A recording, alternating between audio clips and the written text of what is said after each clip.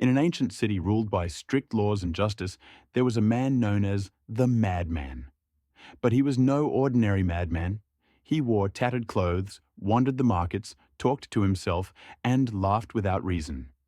Yet at the same time, he could solve the most complex riddles and give advice that changed people's lives. The townspeople were divided between those who mocked him and those who were in awe of his intelligence. One day, news spread across the city that the judge had encountered an unprecedented dilemma. 3 men had been arrested for stealing a wealthy merchant's treasury, but there was no solid evidence to prove who the real thief was. The evidence was contradictory, and the testimonies were conflicting. Even the judge himself could not make a decision. The news reached the governor, who ordered the 3 men to be brought before him and summoned the judge to explain the dilemma. As everyone was puzzled, a soldier suddenly exclaimed, "Why don't we let the madman try to solve the riddle? He solves the most complicated mysteries." Some of those present laughed, but the governor paused for a moment and then said, "Let's see what he can do." When the madman was brought in, he stood before the governor, the judge, and the 3 accused men, playing with his beard and smiling as if he was unaware of the seriousness of the situation. The governor asked, "Can you determine which of these 3 is the thief?" The madman responded with a mysterious smile, "Of course, but I need time to play my own special game with them." The governor smirked and said, "Very well, do as you wish. But don't think I'll rely on your madness to solve my case." The madman smiled, then turned his sharp gaze toward the 3 men, as if his soul was piercing through theirs. Then he said, "I will uncover the truth, but in my own way." Everyone watched him with anticipation. The madman stood in front of the 3 men, studying their faces one by one. His gaze was strange, as if he could see what others could not. Suddenly, he turned to the governor and said, "Your Excellency, we cannot identify the thief by asking them directly. The real thief will try to lie, while the innocent ones may panic and appear nervous. That's why I will use my special method." The governor smiled and asked, "And what is that?" The madman ignored the question, stepped closer to the 3 men, and then said loudly, "Thief, I know you are here, and I know you are good at hiding the truth. But I will make you reveal yourself without realizing it." Then he approached the first man, looked into his eyes, and whispered, "You are not the thief, but you know who is, don't you?" The first man hesitated and took a step back, but remained silent. The madman then moved on to the second man, staring deeply into his eyes before saying, "You are afraid. Why are you afraid? The innocent do not fear, do they?" The crowd's amazement grew, and the 3 accused men started to show signs of unease. Then the madman stood before the third man and gave him a strange smile before saying, "As for you, you don't look afraid, you look angry. Anger is a sign of defense, and defense is a sign of guilt. You are the thief, aren't you?" The third man laughed mockingly and said, "This is just madness. How can you judge me like this? That is not proof." The madman smiled and said, "Proof is not found in words, but in actions. I will prove that you are the thief, but you will expose yourself." Then he suddenly turned to the guards and said loudly, "Bring me a long stick." Everyone was surprised, but the guards obeyed and brought him a stick. The madman took it, then turned to the governor and said, "Your Excellency, I will make the thief confess without him realizing it." Then he raised the stick high and proclaimed, "By the power of this magic stick, the real thief's hand will become slightly shorter when he touches it." The 3 accused men looked at each other in distress. The madman then said, "Now, each of you, extend your hands and hold the stick, and we shall see who tries to hide the truth."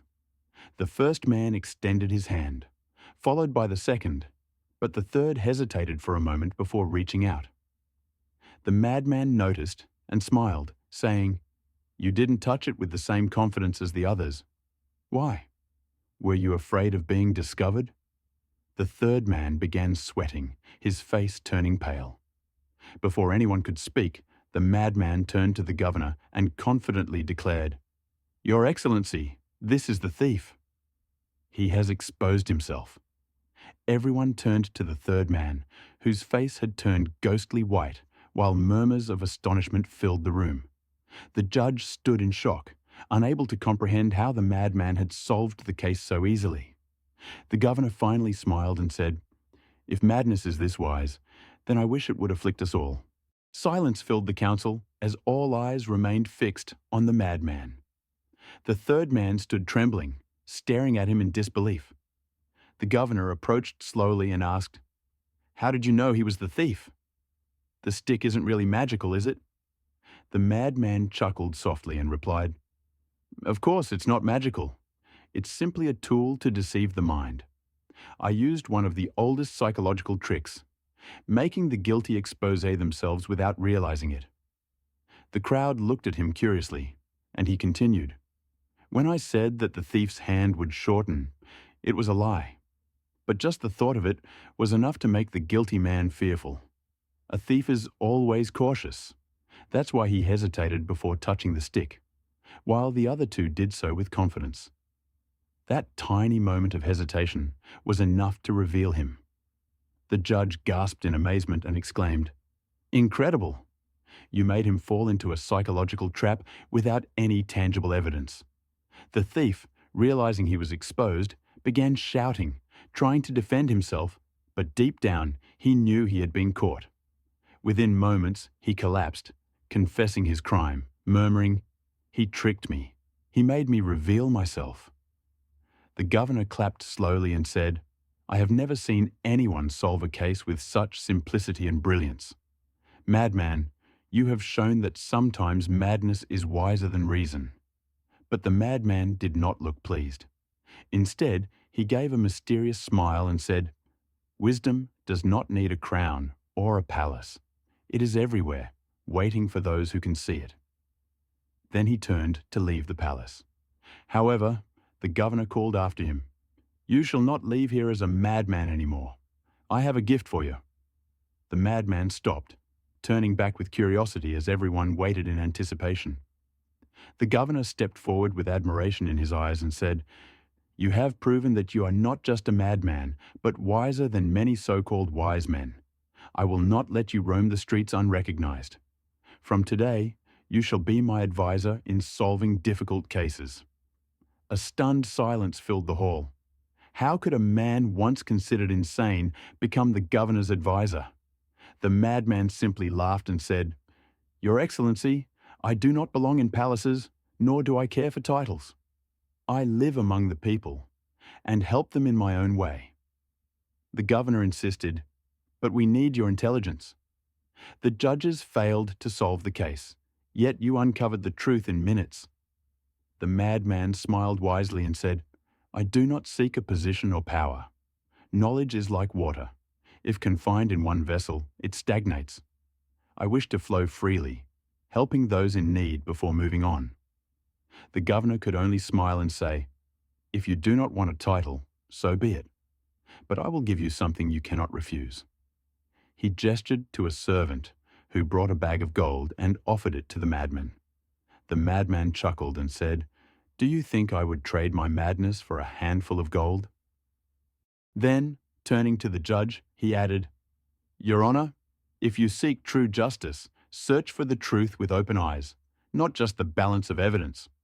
With that, he walked toward the palace doors, his steps confident. Before leaving, he turned to the governor and said, "If ever you find yourself unable to solve a mystery, seek me in the markets, among the simple folk, among those the world calls mad." Then he disappeared into the streets, leaving behind a palace full of astonishment and a city that would forever talk about the madman who amazed the governor with his wisdom.